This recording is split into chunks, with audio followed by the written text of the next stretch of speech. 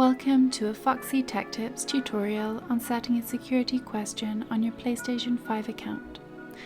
If you find this video helpful, please consider subscribing to my channel and liking the video. From the dashboard of PS5, move to the top, and then go to the right until you get to Settings and open them. In Settings, open Users and Accounts. Select Account. Now select Security.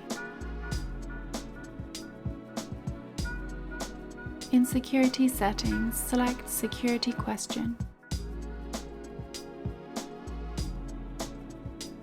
Choose the security question you would like to use.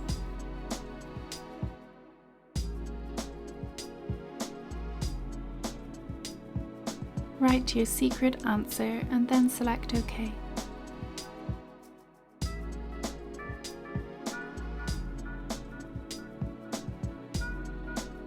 You will need to enter your password to confirm the change of security question. And that draws an end to this tutorial.